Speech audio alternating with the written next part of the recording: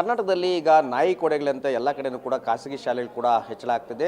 ಸಣ್ಣ ಸಣ್ಣ ಬಡ ಮಕ್ಕಳು ಕೂಡ ಎಲ್ಲರೂ ಕೂಡ ಇವತ್ತು ಪೋಷಕರು ತಮ್ಮ ಮಕ್ಕಳಿಗೆ ಒಳ್ಳೆ ವಿದ್ಯಾಭ್ಯಾಸ ಕೊಡಲೇಬೇಕಂತ ಹೇಳ್ಬಿಟ್ಟು ಖಾಸಗಿ ಶಾಲೆಗಳಿಗೆ ಹೋಗುವಂಥ ಪರಿಸ್ಥಿತಿ ನಿರ್ಮಾಣ ಇದೆ. ಆದರೆ ಖಾಸಗಿ ಶಾಲೆಯವರು ಫೀಸ್ ಪೀಕುವಂಥ ಭರದಲ್ಲಿ ಮಕ್ಕಳಿಗೆ ಟಾರ್ಚರ್ ಕೊಡೋದು ಕೂಡ ಮುಂದಾಗ್ತಾ ಇದ್ದಾರೆ.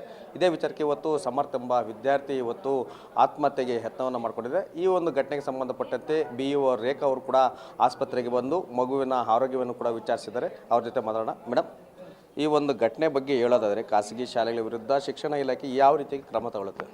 ನಮಗೆ ಬೆಳಗ್ಗೆ DDP ಅವರಿಂದ ಮಾಹಿತಿ ಬಂದಿದ್ದ ಕೂಡಲೇ ನಾವು ನಮ್ಮ ಇಲ್ಲಿ ಲೋಕಲಲ್ಲಿರುವಂಥ CRP ECOಗಳ ಮುಖಾಂತರ, ಯಾಕಂದರೆ ಮಗು ಮುಖ್ಯ, ನಮಗೆ ಮುಖ್ಯವಾಗಿ ಮಗು ಬೇಕಾಗಿರೋದ್ರಿಂದ, ಯಾವುದೇ ಮಗು ಆದರೂ ಮಗು ಮುಖ್ಯ ಆಗಿರೋದ್ರಿಂದ ಇಮಿಡಿಯೇಟಾಗಿ ನಾವು ಹಾಸ್ಪಿಟ್ಲಿಗೆ ಕಳಿಸ್ದೆ. ಯಾಕಂದರೆ ನಾನು ಬೇರೆ ಮೀಟಿಂಗಲ್ಲಿದ್ದೆ.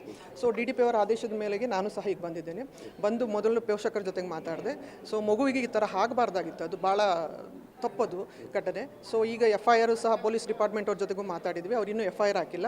FIR ಏನು ಹಾಕಿದ್ದಾರೆ ಅದನ್ನು ನಮ್ಮ ಹಿರಿಯ ಅಧಿಕಾರಿಗಳಾದಂಥ DDP ಸಾಹೇಬ್ರಿಗೂ ಸಹ ಕಮಿಷನರ್ಗೂ ತಿಳಿಸ್ತೀವಿ ನಾವು.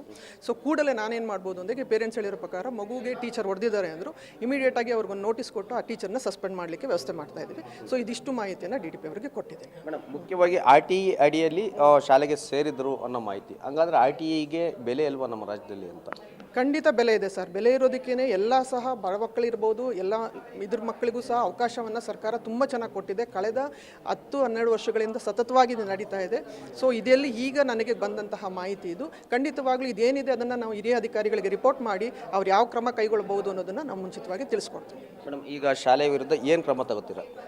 ಅದು ಈಗ ಇಮಿಡಿಯೇಟಾಗಿ ನಾನು DDP ಸರ್ ಜೊತೆಗೆ ಚರ್ಚೆ ಮಾಡಿ, ಯಾಕಂದರೆ ನಾವು ಇಮಿಡಿಯೇಟಾಗಿ ನಾವು ಹೈಯರ್ ಆಫೀಸರ್ಗೆ ವರದಿ ಕೊಡಲೇಬೇಕು. ಕೊಟ್ಟುಬಿಟ್ಟು ಈಗ ಶಿಕ್ಷಕರನ್ನ ಇಮಿಡಿಯೇಟಾಗಿ ಸಸ್ಪೆಂಡ್ ಮಾಡಲಿಕ್ಕೆ ವ್ಯವಸ್ಥೆ ಮಾಡಿದ್ದೇವೆ. ಸೊ ಅದಾಗಿದ್ದ ಕೂಡಲೇ ನಂತರ ಈಗ FIR ಏನು ಬರುತ್ತೆ ಅದ್ರ ಮೇಲೆ ನಮ್ಮ ಹಿರಿಯ ಅಧಿಕಾರಿಗಳು ಡಿಸಿಷನ್ ತಗೊಳ್ತಾರೆ. Okay, thank you madam. ಇದಿಷ್ಟು BEO ರೇಖಾ ಅವರ ಮಾತಾಡಿದೆ. ಕ್ಯಾಮ್ರಾಮನ್ ರಮೇಶ್ ಜೊತೆ ಮಲಂಡಲಿ ಪವರ್ TV ಬೆಂಗಳೂರು.